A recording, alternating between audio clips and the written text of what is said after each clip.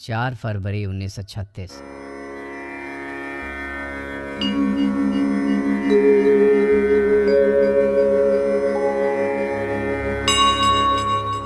पेशावर के कुछ लोग आए, जिनमें एक जुडिशल कमिश्नर थे तथा एक विद्वान उत्साही युवक था जो जीवात्मा से पृथक परमात्मा में दृढ़ आस्थावान था। उसने कुछ प्रश्न उठाए। श्री भगवान युवक ने प्राणायाम पर प्रश्न किया। महर्षि ने कहा, ज्ञान के अनुसार प्राणायाम इस प्रकार है। नाहम, मैं नहीं हूँ। रेचक यानी श्वास बाहर निकालना। कोहम, मैं कौन हूँ।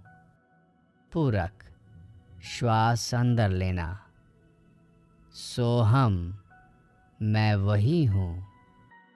कुंभक, श्वास रोकना। इसे विचार की संज्ञा दी गई है। इस विचार से वांछित फल प्राप्ति होती है। जिस साधक का इतना विकास न हो जो इसमें लग सके, तो कुछ ध्यान करने से श्वास पर संयम होने लगता है तथा मन की चंचलता समाप्त होने लगती है। मन के संयम के साथ ही श्वास का संयम होने लगता है। अपितु केवल कुंभक भी परिणाम करता है। ये भी सामर्थ्य से बाहर हो तो ऐसे साधक के मन को स्थिर करने के लिए श्वास नियमन निर्धारित किया जाता है। श्वास जितने समय तक नियंत्रित रखा जाएगा, मन केवल उतने समय तक ही शांत रहेगा। इस प्रकार ये अवस्था अस्थायी है। निश्चय ही प्राणायाम लक्ष्य नहीं है। ये क्रमशः साधना, प्रत्याहार, धारणा, ध्यान तथा समाधि तक जाता है। ये अवस्थाएं मन को वश में करने के लिए हैं। जिस साधक ने पहले प्राणायाम का अभ्यास किया है, उसके लिए ये नियंत्रण सरल हो जाता है। प्राणायाम उसे मनोनिग्रह की उच्चतर अवस्थाओं तक ले जाता है। अतः योग का लक्ष्य भी मनोनिग्रह है। जिस साधक ने पर्याप्त प्रगति कर ली है, वो स्वाभाविक ही प्राणायाम में समय नष्ट ना कर सीधा मनोनिग्रह करेगा। बहुत से लोग जिन सिद्धियों के पीछे भागते हैं, वे तो सरल प्राणायाम के विकास से ही सिद्ध हो जाती हैं। हरिओम सभी भक्तों को। आने वाले संकट जो कोरोना के रूप में आ रहे हैं और बहुत सी बीमारियों के रूप में भी आ रहे हैं, उनसे ईश्वर आपकी रक्षा करे। और मैं कुछ आज आपके सामने उपाय बता रहा हूँ।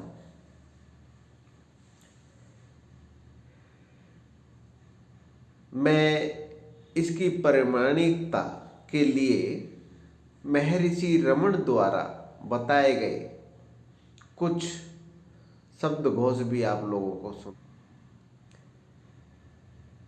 और भी महात्माओं ने बताया है, उसके बारे में विस्तार से बताया है। महर्षि पतंजलि ने भी इसके बारे में बहुत विस्तार से बताया है। ये जो प्राणायाम है,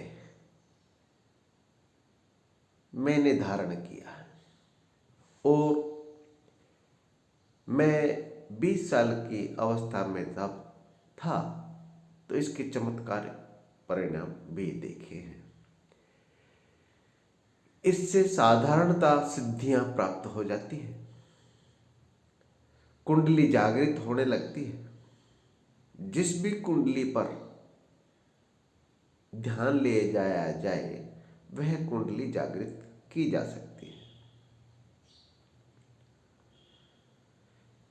ऐसा लोग बाग कह देते हैं और अज्ञानता अवस्था में कह देते हैं कि इसके परिणाम खराब हो सकते हैं। ऐसा नहीं है। इसका परिणाम कभी खराब नहीं होता। हाँ, किसी को अगर कफ की मात्रा है तो सनह सनह धीमे धीमे शुरुआत करें और आगे आपकी इच्छा के अनुसार वह गति अपने आप बढ़ती चली जाएगी। जब लाभ मिलेंगे तो गति बढ़ती ही चली जाएगी। इसकी गति आप कह देते हैं, आजकल के जो आचार्य हैं वीडियो बना बना कर भेजते हैं कि सीमित होनी चाहिए। इसकी कोई सीमा नहीं है। सांस लेने की कोई सीमा नहीं है। जिस दिन ये सांस लेने की सीमा निश्चित करते हैं तो उनसे यह पूछना जरूरी है कि हम साधारणतः सांस लेना बंद कर सकते हैं, उसके परिणाम क्या होते हैं। तो यह अज्ञानता अवस्था में वो लोग कहते हैं मैंने वो क्रिया की है। और जिस प्रकार से नचिकेता ने, ध्रुव ने प्राप्त किया है वह ज्ञान, इस प्रकार से मैं भी प्राप्त करने में समर्थ रहा। परंतु अज्ञानतावश मैं घबरा गया और मैं सोच ही नहीं पाया ये एक्चुअल में मेरे साथ क्या हो रहा है। कोई सच्चा गुरु मेरे साथ नहीं था जिससे कि मैं सलाह मशवरा कर सकूं। और अपने ही स्वरूप को देखकर मैं सोचा कि ये तो कुछ अलग घटना है, क्योंकि मैं बिल्कुल फ्रेश और नया था। परंतु साधना मेरी इसी प्राणायाम से शुरू हुई थी। मैं आप लोगों को यह अवगत करा दूं, और जिसकी वजह से आज इस अवस्था में भी मैं आनंद में हूँ, हमेशा प्रसन्न रहता हूँ और उस साधना में रत हूँ। तो आपसे बताना चाहता हूँ, ये प्राणायाम की जो विधि है महर्षि जी ने बताई है। यह प्राणायाम की विधि में मैं आपको पहले भी वीडियो में डाला है, बताया है। जो मेरे पास साधक आए हैं और प्राणायाम को अपनाना चाहते थे उनको भी मैं बताता रहा हूँ। हमेशा प्राणायाम की ही गति को बताया। प्राणायाम एक ऐसा सिस्टम है जैसे कि हमारे जो बुद्धि है, जितने भी विचार आते हैं वो तकरीबन ज़्यादातर विचार जो आते हैं वो बाहर के विचार होते हैं, जो आपने अपनी सृष्टि का निर्माण कर रखा है। मिलने वाले ना मिलने वाले जहाँ यात्रा कर रहे हैं, वहाँ पे जिस देश काल में प्रवेश करते हैं, वहाँ पर भी जो विचार छोड़ के गया है वो भी आप कलेक्ट कर लेते हैं। और वो कलेक्ट करने का जो सूक्ष्म साधन होता है वो प्राणायाम है। प्राण के द्वारा जो हम श्वास लेते हैं उससे असल में हम विचारों को मस्तिष्क के अंदर ले जाते हैं। प्राण तो नाभि तक चला जाता है, चेस्ट तक चला जाता है, इमरजेंसी में चेस्ट तक जाता है, परंतु विचार की जो गति है वो सूक्ष्म गति होती है और वो मस्तिष्क में चली जाती है। मस्तिष्क कलेक्ट कर लेता है। जैसे ही नासिका से, हम कहते हैं ना नासिका से ही श्वास लो, तो नासिका से जैसे ही हम श्वास अंदर की तरफ गति करते हैं तो इसके साथ साथ प्राण के साथ साथ विचार जाते हैं। विचार असल में यात्रा करने का सुगम उपाय उसके प्राण के ऊपर बैठकर यात्रा करते हैं, जितने भी विचार हैं। और मस्तिष्क के अंदर वह धारण किए जाते हैं, संशोधन किए जाते हैं। अगर सूक्ष्म रूप से देखा जाए तो वह क्रिया रूप में भी बदल जाते हैं। इनके बहुत सूक्ष्म परिणाम हैं।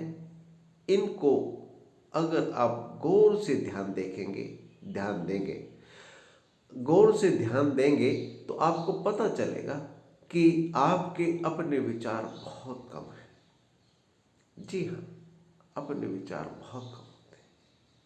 हम दूसरों के ही विचारों से जीते हैं। जैसे किसी मार्केट में गया व्यक्ति और अकस्मात उसको यह आभास होता है कि ये मैं चीज उठा लूं,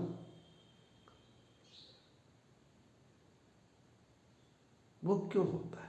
असल में वहां पे जो चोर कोई आया है, उसने वहां पर खड़े होकर ये संकल्प किया है, तो उसको भी आभास होने लगता है उस संकल्प का। तो प्राणायाम इन सिस्टम को रोकने का, फिल्टर करने का तरीका है। आज हमने वाटर फिल्टर लगा लिए हैं, पानी को तो हम छान के पीते हैं, परंतु प्राण को छानने का जो तरीका है, मास्क, वो प्राण की सूक्ष्म गति इतनी होती है कि वो मास्क से नहीं चलता, विचार उसमें जाते हैं। बैक्टीरिया रुक सकते हैं किसी हद तक, परंतु विचार अंदर जरूर जाते हैं, जो कि आज सभी के साथ विचारों के कारण भयभीत है व्यक्ति। इन अवस्थाओं से पार निकलने के लिए प्राणायाम विशेष कार्य करता है। मैंने देखा है साधारणतः भक्त भी आते हैं मेरे पास, कितने ही रह के जाते हैं और निर्भीक होके जाते हैं, परंतु भयभीत आते हैं और कोरोना की वायरस से इतने डरे हुए हैं और भी आने वाली बीमारियों से डरे हैं, भयभीत हैं, और उन्होंने अपने शरीर में व्याधियां, बीमारियां पैदा करना शुरू कर दी। मैं आप लोगों से प्राणायाम की व्याख्या इसलिए कर रहा हूं विस्तार से कि इसको बेहतर तरीके से आप आजमाएं। 8 अंग जो पतंजलि जी ने बताए हैं समाधि तक के, वह भी प्राणायाम के द्वारा सुगमता से हो सकते हैं। साधारण से साधारण व्यक्ति भी इसको अपना सकता है, और जिसका चंचल मन हो उसके लिए तो ये रामबाण के समान है। असल में यह हमारा जो शरीर है, यह सारा ऑपरेट होता है मस्तिष्क से, और मस्तिष्क में प्राणों के द्वारा लाए हुए विचारों का समूह है, समूह है। तो मस्तिष्क को बंद नहीं किया जा सकता। यह जैसे हमारा दिल धड़कता है, रुधिर बहता है, आंखों से ऊर्जा निकल रही है, ये कानों से कार्य हो रहे हैं, स्पर्श त्वचा भी कार्य कर रही है, ऑटोमेटिक ये सब हो रहा है। इसको रोकना नहीं चाहिए, अवरोध नहीं करना चाहिए, अवरोध खड़े नहीं करने चाहिए, सिर्फ इनकी तरफ ध्यान नहीं देना चाहिए। अगर आपने ध्यान दिया तो यह क्रिया सूक्ष्मतर आपके शरीर में उतरना शुरू हो जाती है। जैसे किसी दुखी आत्मा के प्रति ध्यान चला गया तो आपके आंखों में अपने आप ऑटोमेटिक आंसू आ जाते हैं। या किसी क्रोधी की तरफ आपने ध्यान दिया तो आपके अंदर भी क्रोध प्रकट हो जाता है। तो ध्यान मत दो, और ध्यान ना देने का सबसे सूक्ष्म और साधारण उपाय है प्राणायाम। प्राणायाम जब हम रेचक में करते हैं, यानी कि बाहर जब छोड़ते हैं, तो हम विचारों को छोड़ते भी हैं, जब लेते हैं तो छोड़ते भी हैं। इसको छोड़ने की जो प्रक्रिया है वह रिफंड होके आएगी, अर्थात दुगनी होके आएगी। जी हाँ, ब्याज समेत आती है। किसी से गाली बक दी, वो आएगी। किसी से प्रेम कर दिया, 1000 गुना बन के आएगा। किसी के बारे में विचार भी कर लिया तो वो भी विचार करेगा।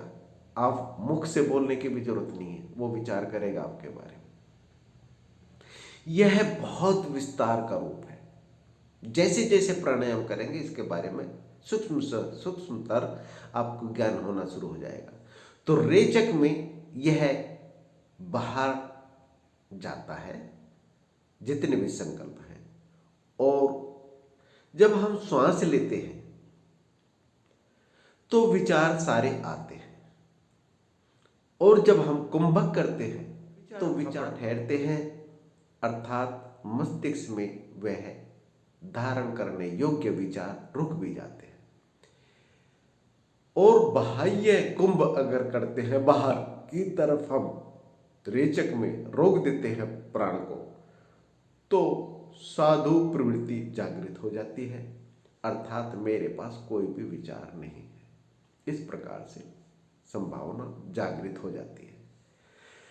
इस प्राणायाम का और विस्तार से जानना हो तो आप मेरे कमेंट्स बॉक्स में जाकर पूछ सकते हैं। मैंने यह धारण किया है, और इसकी जो गति है उस लेवल तक जा सकती है कि शरीर को किसी भी अवस्था में रोका जा सकता है, और इससे सिद्धियां बहुत सुगमता से प्राप्त होती है। और जो आप कुंडलिनी कुंडलिनी कुंडलिनी लगा रखा है ना कि भाई कुंडलिनी जागृत, यह जागृत हो जाती है। असल में तो मैं यही कहूँगा कि कुछ नहीं सोती, शक्तियाँ सोती नहीं है। हाँ, गति कम होती है, उसकी जितनी रिक्वायरमेंट मस्तिष्क को होती है उतनी वो शक्ति लेता रहता है। आज भी मस्तिष्क चल रहा है, कल भी चलेगा। हाँ, ये जरूर है, इसकी सीमा बढ़ती चली जाती है। जैसे भगवान श्री कृष्ण ने कहा था कि तुझे मैं दिव्य नेत्र दूंगा, दिव्य चक्षु दूंगा, अर्जुन तभी देख पाएगा मुझे। तो वो जो दिव्य नेत्र है, असल में वह प्राणायाम से प्राप्त किए जा सकते हैं।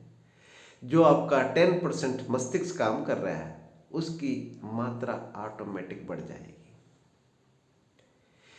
इसके बारे में कुछ भी जानना हो, कभी भी जानना हो, कमेंट्स बॉक्स में भी पूछ सकते हैं, और बेहतर होगा कि कभी आए तो ऐसे भी जान सकते हैं, रूबरू भी जान सकते हैं, आमने सामने भी उसको जाना जा सकता है। यह सभी बीमारियों का एक ही इलाज, अपने स्वरूप को पहचान लो। यह अपने स्वरूप को पहचानने का एक सुगम उपाय है। आज के लिए इतना ही, अगली वीडियो में फिर से बताऊंगा जो आप पूछेंगे। कमेंट्स बॉक्स में पूछ लिया करो, और ये वीडियो कोई चुटकी बजाते नहीं बन जाती। देखो, मेरे लिए वो साधारण काम है, परंतु प्रयास लगते हैं। आप लोग शेयर करो एक दूसरे को, और इससे अवगत कराओ। आने वाले जो बीमारियां हैं उससे आपको शिवलिंग के स्वरूप में आप बदलते जाओगे, अर्थात आपका ऑरा इतना मजबूत हो जाएगा, आपका सूक्ष्म शरीर इतना मजबूत हो जाएगा कि बीमारियों से निर्लिप्त होना शुरू हो जाएंगे। हरिओम हरिओम।